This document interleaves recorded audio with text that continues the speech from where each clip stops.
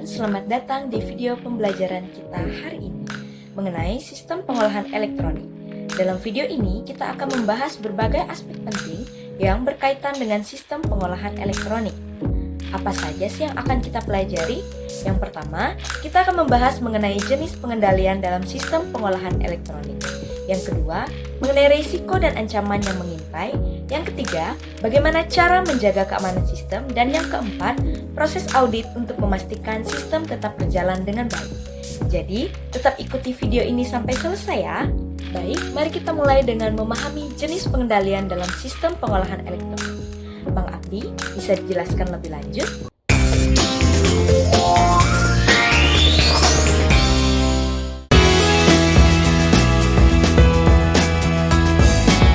Pengendalian dalam sistem pengolahan data elektronik merupakan elemen penting untuk menjaga integritas, andalan, dan keamanan data.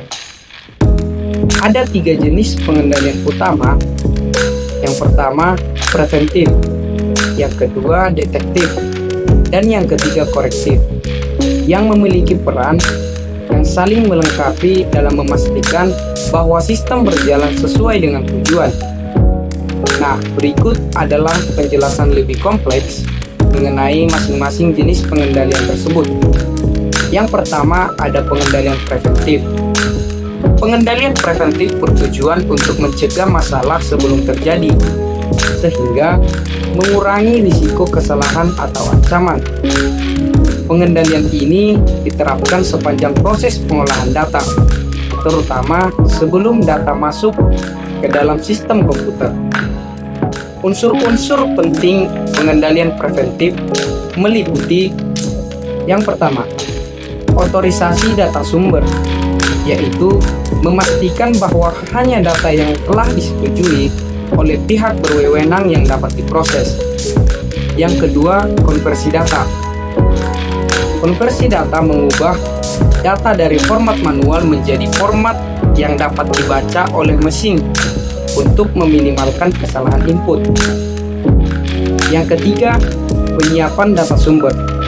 Dokumen sumber harus disiapkan dengan teliti sebelum diolah oleh sistem komputer. Yang ketiga, ada turnaround documents. Dokumen ini digunakan untuk menciptakan ketelitian dalam penyiapan masukan yang akan diproses. Yang keempat, formulir bernomor urut.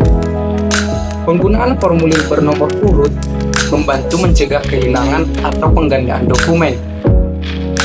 Yang kelima, ada validasi masukan. Nah, sistem ini melakukan pemeriksaan otomatis terhadap data yang dimasukkan untuk memastikan keakuratan dan kelengkapan. Dan yang keenam, yaitu pemutakhiran arsip dengan komputer. Arsip induk diperbarui secara otomatis berdasarkan file transaksi yang telah divalidasi. Nah, selain itu, pendekatan seperti defense in-depth menggunakan lapisan pengendalian berulang seperti firewall, autentikasi biometrik, dan token keamanan untuk meningkatkan efektivitas perlindungan terhadap ancaman eksternal. Yang kedua adalah pengendalian detektif. Pengendalian detektif berfungsi untuk mendeteksi masalah yang telah terjadi dan memberikan petunjuk mengenai lokasi serta sifat masalah tersebut. Untuk penerapannya meliputi 1. Rekonsiliasi kas dan audit periodik. Proses ini membantu menemukan ketidaksesuaian antara catatan keuangan dan aktivitas aktual. Yang kedua yaitu control totals. Menggunakan total control untuk memverifikasi konsistensi data keluaran dengan data masukan. Yang ketiga yaitu output check.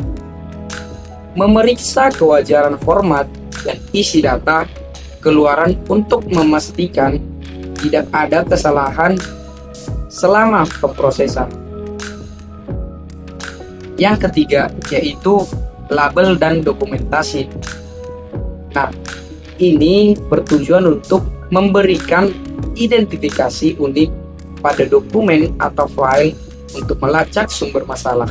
Nah, pengendalian detektif lebih mahal dibandingkan preventif karena dilakukan setelah masalah muncul.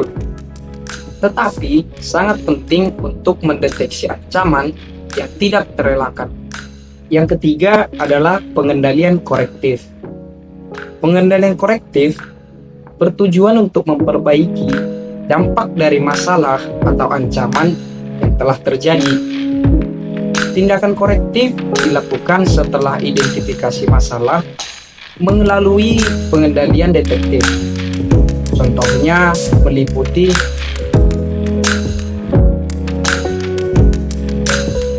yang ketiga yaitu pengendalian korektif. Pengendalian korektif bertujuan untuk memperbaiki dampak dari masalah atau ancaman yang telah terjadi. Tindakan korektif dilakukan setelah identifikasi masalah melalui pengendalian detektif. Contohnya, yang pertama, pemulihan data. Mengembalikan informasi yang hilang atau rusak melalui backup data atau sistem pemulihan bencana. Yang kedua, perbaikan sistem informasi. Memperbaiki kesalahan entry atau bug dalam sistem informasi untuk memastikan kelangsungan operasional aplikasi. Yang ketiga adalah analisis akar masalah, yaitu melakukan investigasi mendalam terhadap penyebab utama masalah sebelum mengambil tindakan korektif, agar kesalahan serupa tidak terulang kembali. Yang keempat, pendistribusian data yang ditolak, yaitu mengelola data masukan yang ditolak oleh komputer agar dapat diperbaiki dan diproses ulang oleh staf terkait. Nah, tindakan korektif biasanya lebih mahal dibandingkan preventif maupun detektif karena melibatkan pemulihan dari kerusakan sistem atau kehilangan data. Nah, jadi ketiga jenis pengendalian ini, yaitu preventif, detektif, dan korektif, itu berfungsi sebagai fondasi dalam menjaga keamanan dan efisiensi sistem pengolahan data elektronik. Pengendalian preventif berfokus pada pencegahan awal. Pengendalian detektif memastikan masalah teridentifikasi dengan cepat. Sedangkan pengendalian korektif memberikan solusi atas dampak negatif dari masalah tersebut. Nah, implementasi yang efektif dari ketiga jenis pengendalian ini dapat mengurangi risiko operasional serta meningkatkan keandalan sistem secara keseluruhan. Wah, menarik! Tapi tentu saja di balik kemudahan dan efisiensi pengolahan elektronik, ada juga risiko dan ancaman yang perlu kita waspadai. Jessie, bisa dijelaskan lebih lanjut?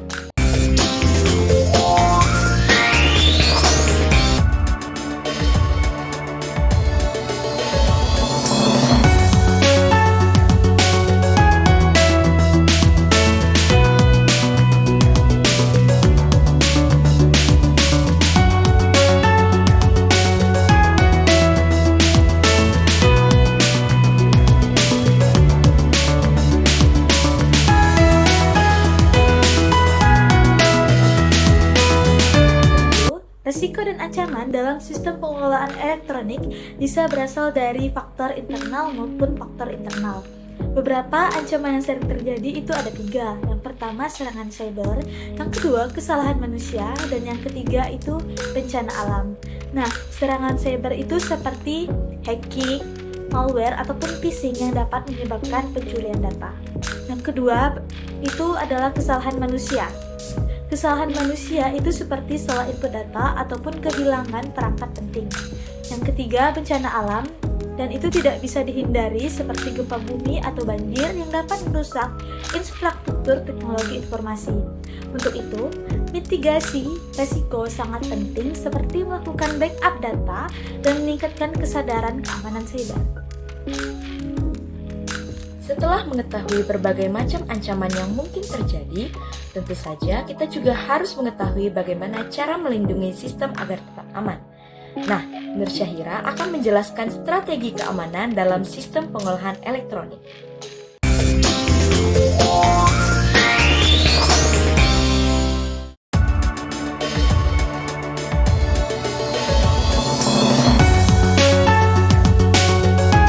Setelah mengetahui berbagai ancaman yang mungkin terjadi, tentu kita harus tahu bagaimana cara melindungi sistem agar tetap aman. Nah, saya akan menjelaskan strategi keamanan dalam sistem pengolahan elektronik. Keamanan data dalam sistem informasi akuntansi berfungsi untuk melindungi informasi keuangan dan operasional perusahaan. Ini mencakup perlindungan terhadap serangan cyber yang semakin canggih, seperti peretasan dan pencurian data. Ketidakamanan dapat mengakibatkan kerugian finansial yang signifikan dan merusak reputasi perusahaan. Selanjutnya adalah strategi proteksi data. Beberapa strategi yang dapat diterapkan untuk meningkatkan keamanan dalam sistem informasi akuntansi. Pertama adalah penggunaan lapisan keamanan teknis. Ini termasuk enkripsi data, autentikasi multifaktor, dan pengelolaan hak akses untuk melindungi data saat berpindah antar sistem dan saat disimpan. Yang kedua, kebijakan dan prosedur keamanan. Organisasi harus menerapkan kebijakan ketat untuk menangani penggunaan sistem informasi akuntansi dan memberikan pelatihan kepada karyawan tentang praktik keamanan digital. Selanjutnya, kerjasama dengan pihak eksternal dengan memastikan bahwa ketersediaan layanan cloud memiliki keamanan yang tinggi dan mematuhi regulasi keamanan data yang berlaku juga untuk melindungi data sensitif. Yang ketiga adalah pengendalian akses dan keamanan informasi. Pengendalian akses merupakan langkah kunci dalam menjaga keamanan informasi. Ini melibatkan bahwa hanya pengguna yang terotorisasi yang dapat mengakses aset informasi, serta mencegah akses oleh pihak yang tidak berwenang. Selain itu, pengendalian keamanan informasi dalam pengadaan, pengembangan, dan pemeliharaan sistem juga harus menjadi bagian integral dari proses. Yang keempat adalah teknologi enkripsi. Enkripsi adalah salah satu metode paling efektif untuk melindungi kerahasiaan dan integritas data dalam sistem informasi akuntansi. Dengan mengubah data menjadi format yang tidak dapat dibaca tanpa kunci deskripsi yang tepat, enkripsi membantu menjaga keamanan informasi baik saat disimpan maupun saat dikirimkan melalui jaringan. Yang kelima adalah audit pemantauan dan keamanan. Melakukan audit secara berkala terhadap sistem keamanan dan privasi data sangat penting untuk memastikan bahwa standar keamanan dipertahankan seiring waktu. Ini juga membantu dalam mendeteksi potensi kelemahan atau ancaman terhadap keamanan data. Dengan menerapkan langkah-langkah ini, organisasi dapat mengurangi resiko pelanggaran keamanan dan memastikan bahwa sistem informasi akuntansi mereka aman dari berbagai ancaman cyber yang ada. Keberhasilan dalam menjaga keamanan informasi tidak hanya mendukung efisiensi operasional, tetapi juga membangun kepercayaan stakeholder terhadap perusahaan. Agar sistem tetap berfungsi dengan baik dan sesuai dengan standarnya, audit perlu dilakukan secara berkala. Najwa bisa dijelaskan bagaimana proses audit dalam sistem pengolahan elektronik?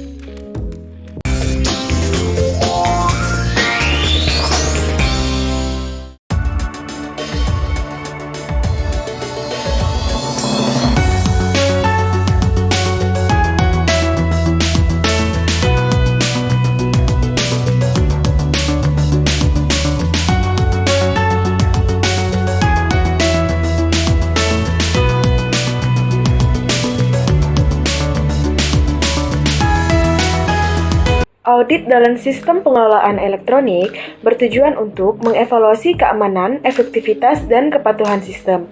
Prosesnya meliputi yang pertama, perencanaan audit, yang kedua, pengumpulan data, yang ketiga, evaluasi keamanan, dan yang terakhir, pelaporan hasil. Untuk perencanaan audit, yaitu menentukan ruang lingkup dan tujuan audit. Yang kedua, pengumpulan data, mengumpulkan bukti melalui wawancara, pengamatan, dan analisis dokumen. Yang ketiga, evaluasi keamanan, yaitu menguji sistem untuk mencari celah keamanan. Dan yang terakhir, pelaporan hasil, menyusun laporan dan memberikan rekomendasi perbaikan. Dengan adanya audit, organisasi dapat memastikan bahwa sistem mereka selalu dalam kondisi optimal dan sesuai dengan standar keamanan. Agar lebih jelas, mari kita lihat contoh kasus nyata yang pernah terjadi terkait mengenai sistem pengolahan elektronik. Bang Irfan, silakan ceritakan.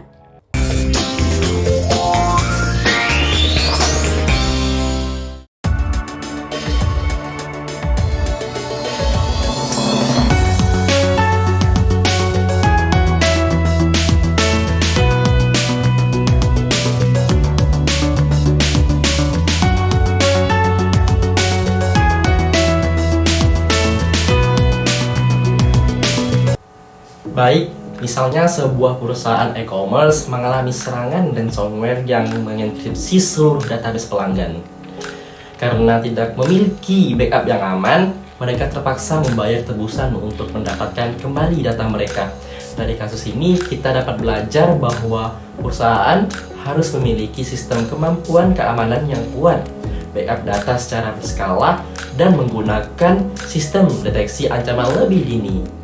Dari pembahasan ini, kita dapat menyimpulkan bahwa sistem pengolahan elektronik harus dikelola dengan baik agar tetap aman dan efisien.